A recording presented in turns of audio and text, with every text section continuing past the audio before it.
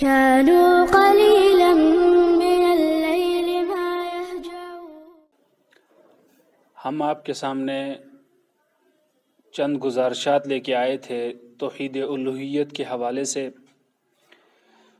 توحید کی جو اقسام ہیں ان میں سے جو پہلی قسم ہم نے پکڑی تھی، جس پہ ہم نے گفتگو کی تھی، وہ تھی توحید الوہیت، اور اسی کا تکملہ، اسی کا خاتمہ تقریباً آج ہم لے کے آپ کے سامنے حاضر ہوئے ہیں۔ کوشش کریں گے کہ آج کی گفتگو میں توحید الوہیت کی بات کو مکمل کیا جائے تاکہ باقی اقسام پہ بھی گفتگو کی جا سکے۔ تو ناظرین کرام، توحید الوہیت یہ وہ امر ہے کہ جس کی وجہ سے اللہ رب العالمین نے انبیاء کو بھیجا، رسولوں کو بھیجا، اور انبیاء کی بعثت کا مقصد ہی توحید الوہیت تھی۔ ان کو جس چیز کا سب سے پہلے حکم دیا گیا وہ یہی تھی، اور سب سے زیادہ کوتاہی اور گڑبڑ لوگوں نے اسی توحید الوہیت میں کی تھی، سابقہ امم میں بھی، اور پھر جب نبی اکرم صلی اللہ علیہ وسلم کو اللہ رب العالمین نے نبی اور رسول بنا کر مبعوث کیا، اس وقت بھی سب سے زیادہ جو کوتاہی ہو رہی تھی وہ اسی میں ہو رہی تھی۔ ناظرین کرام، اگر ہم موجودہ حالات پہ غور و فکر کریں گے تو ہم پائیں گے کہ آج بھی سب سے زیادہ کوتاہی اگر ہو رہی ہے تو وہ اسی موضوع پہ ہو رہی ہے، توحید الوہیت میں ہو رہی ہے۔ ہم اگر غیر مسلم کی بات نہ کریں، غیر مسلم کو ہم چھوڑ دیں، ان کی بات ہی نہ کریں، جتنے بھی چاہے وہ ہندو ہیں، سکھ ہیں، عیسائی ہیں، یہودی ہیں، مجوسی ہیں، جو کچھ بھی، جو بھی نان مسلم ہیں،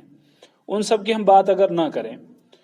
ہم اپنے مسلمانوں کی بات کریں جو کلمہ لا الہ الا اللہ محمد رسول اللہ صلی اللہ علیہ وسلم کا اقرار کرتے ہیں، پڑھتے ہیں، شہادتین کا اقرار کرتے ہیں، ان کی اگر ہم بات کریں تو ہم پائیں گے کہ وہ بھی اللہ رب العالمین کی توحید الوہیت کے اندر کوتاہی کرتے ہیں۔ جب آپ اور ہم نماز پڑھنے کے لیے کھڑے ہوتے ہیں تو نماز میں ہم کیا کہتے ہیں؟ ایاک نعبد و ایاک نستعین، کہ ہم خاص تیری ہی عبادت کرتے ہیں اور خاص تجھ ہی سے مدد مانگتے ہیں۔ تمام قسم کی جو مدد ہے وہ ہم اللہ رب العالمین سے ہی طلب کرتے ہیں۔ لیکن جب نماز کے اندر یہ وعدہ کیا ہم نے، جب ہم نماز کے اندر یہ وعدہ کرتے ہیں، کہتے ہیں کہ ایاک نعبد و ایاک نستعین، اور نماز کے بعد جب ہم سلام پھیرتے ہیں، سلام پھیرنے کے بعد ہم جب جاتے ہیں جو مسجدیں مزاروں کے قریب ہیں، جہاں پہ مجاور ہیں، مزار بنے ہوئے ہیں، تو ان مزاروں پہ جا کے ہم قبروں کو سجدہ کرتے ہیں۔ مسلمان، کلمہ گو مسلمان قبروں کو سجدہ کر رہا ہے، قبروں کا طواف کر رہا ہے، اور انسانوں کو جو اللہ رب العالمین کی مخلوق ہے، اللہ رب العالمین نے جن کو پیدا کیا ہے، ان کو اپنا حاجت روا، مشکل کشا، دستگیر، غوث اعظم سب کچھ مان رہا ہے۔ ناظرین کرام، آپ جانتے ہیں اللہ رب العالمین نے قرآن کریم میں مشرکین مکہ کا ذکر کیا، کہا کہ جب وہ سمندروں میں، کشتیوں میں، بھوروں میں پھنس جاتے ہیں تو دعوا اللہ مخلصین لہ الدین، تو وہ وہاں پہ اللہ رب العالمین کو خالص کر کے بلاتے ہیں، کسی اور کو نہیں بلاتے، صرف ایک اللہ رب العالمین کو بلاتے ہیں، دعا کرتے ہیں تو اللہ سے۔ کیوں؟ آپ جانتے ہیں کہ عبادات جتنی بھی ہیں، الدعاء اصل العبادہ، دعا اصل عبادت ہے، دعا اصل عبادت ہے، اور دعا بھی صرف ایک اللہ رب العالمین سے کی جاتی ہے۔ تو پکارا جائے، جب دعا مانگی جائے تو صرف ایک اللہ سے مانگی جاتی ہے۔ جب وہ عین عبادت ہے، اصل عبادت دعا ہے، تو پھر اللہ سے مانگی جاتی ہے۔ مشرکین مکہ کا اللہ رب العالمین حال بیان کرتے ہیں، کہتے ہیں کہ جب وہ لہروں میں، سمندروں کی بھوروں میں پھنس جاتے ہیں، موجوں میں پھنس جاتے ہیں، تو دعوا اللہ مخلصین لہ الدین، اللہ رب العالمین کو خالص کر کے بلاتے ہیں، اور کہتے تھے، کیا کہتے تھے کہ اے اللہ رب العالمین، اگر آج تو نے ہمیں یہاں سے نجات دے دی تو ہم تیرے شکر گزار بندے بن جائیں گے، تیری عبادت کرنے والے تیرے بندے بن جائیں گے۔ لیکن جب اللہ رب العالمین فرماتے ہیں فَلَمَّا نَجَّاهُمْ إِلَى الْبَرِّ إِذَا هُمْ يُشْرِكُونَ، تو جب اللہ رب العالمین ان کو خشکی کی طرف نجات دیتے تھے، ان کو ان سمندروں کی لہروں سے بچا لیتے تھے، تو اذا ہم یشرکون، وہ شرک کیا کرتے تھے۔ آج اگر ہم موازنہ کرتے ہیں ان مشرکین کا جو مشرکین مکہ تھے، جو توحید ربوبیت کو مانتے تھے، جو توحید اسماء و صفات کو بھی مانتے تھے، لیکن کوتاہی کرتے تھے توحید الوہیت میں. گفتگو انشاءاللہ ہوگی ربوبیت میں اور الوہیت میں فرق کیا ہے وہ بھی آپ کے سامنے آئے گا. لیکن کوتاہی وہ کرتے تھے تو الوہیت میں کرتے تھے، کوتاہی کرتے تھے توحید الوہیت میں. اور جب اللہ رب العالمین ان کو پریشانی سے نجات دیتے تھے تب وہ شرک کرتے. ربوبیت میں بھی بالکل اقرار تھا، ان کا یقین تھا، اور اسماء و صفات میں بھی کچھ چیزوں میں کوتاہی کرتے تھے، کچھ میں نہیں. لیکن آج کے ہم اس مسلمان کا جب حال دیکھتے ہیں، اگر موازنہ کریں گے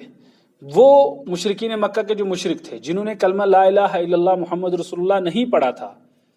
جنہوں نے اس چیز کا شہادتین کا اقرار نہیں کیا تھا، ان کی شرک کو دیکھتے ہیں،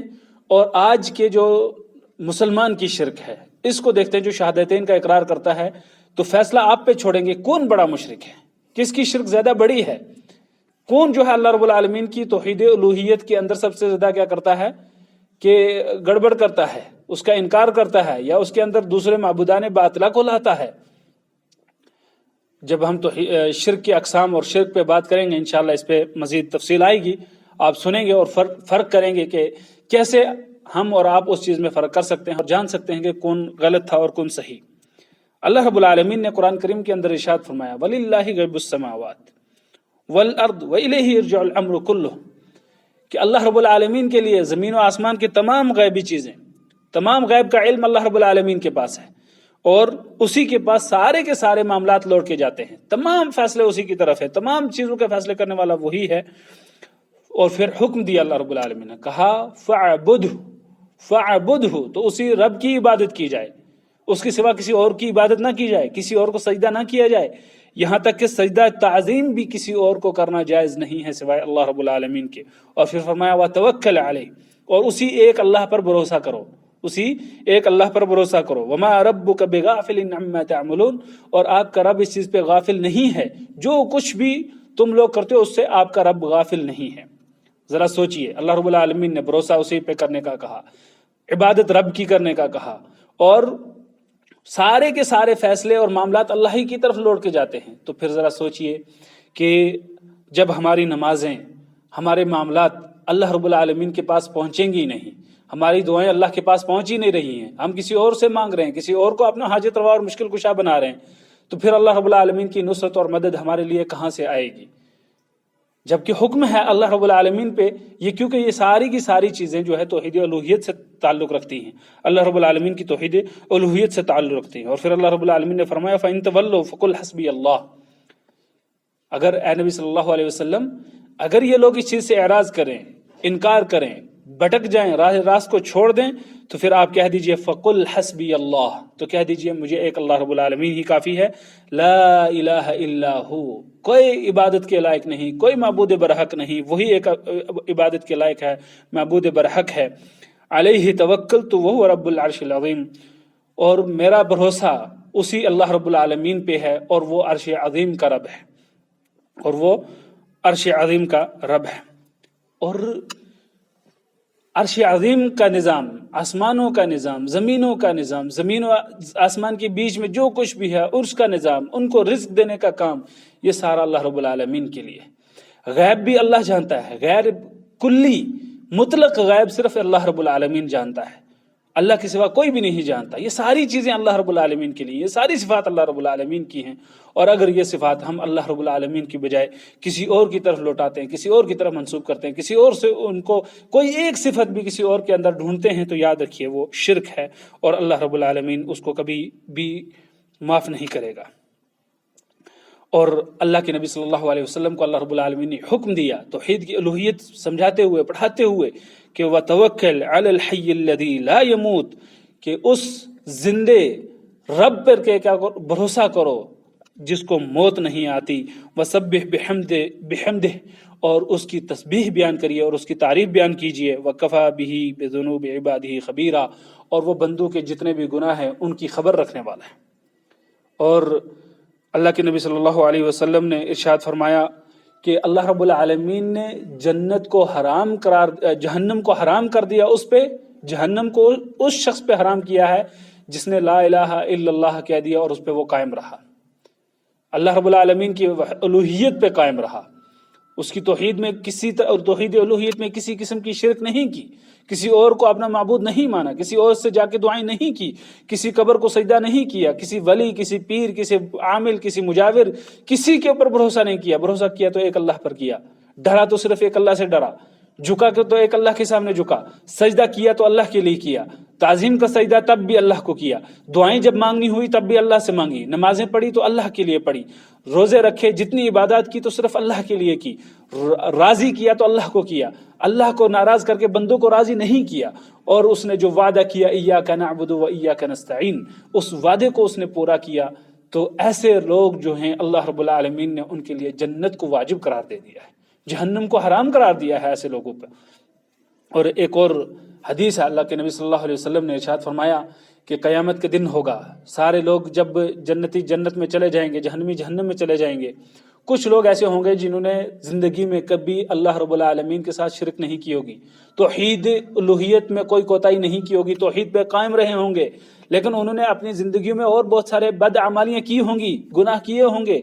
تو ایسے لوگ بھی جہنم کے اندر ہوں گے، لیکن ان کو جہنم کے اندر سے نکالا جائے گا۔ نکالنے کے بعد اللہ رب العالمین ان کو ایک کارڈ دیں گے، ایک بطاقہ، ایک کارڈ دیں گے، جس کارڈ کے اوپر لا الہ الا اللہ محمد رسول اللہ لکھا ہوگا، جس پہ لا الہ الا اللہ لکھا ہوگا، توحید، کلمہ توحید لکھا ہوگا، توحید الوہیت جس سے دلالت کرتی ہوگی، تو لا الہ الا اللہ اس پہ لکھا ہوگا، اور ایک طرف وہ کہیں گے کہ یا اللہ یہ اتنے بڑے بڑے گناہوں کے ڈیرے ہیں، اتنے گناہوں کے انبار ہیں، اور دوسری طرف یہ ایک چھوٹا سا کارڈ ہے، اس کے سامنے ان گناہوں کی کیا اوقات ہے، کیسے؟ تو اللہ رب العالمین ایک ترازو کے اندر، ایک پلڑے کے اندر وہ سارے کے سارے گناہ رکھیں گے، اور ایک پلڑے کے اندر وہ کارڈ جس پہ لا الہ الا اللہ لکھا ہوگا، تو یہ کارڈ لا الہ الا اللہ والا بھاری ہو جائے گا، اور گناہوں والا جو پلڑا ہے وہ اونچا رہ جائے گا، گناہوں والا پلڑا اونچا ہو جائے گا، اور کارڈ والا پلڑا بھاری رہے گا، اور لوگ جو اس لا الہ الا اللہ کی فضیلت کی وجہ سے، اس لا الہ الا اللہ کی وجہ سے وہ جنت میں جائیں گے۔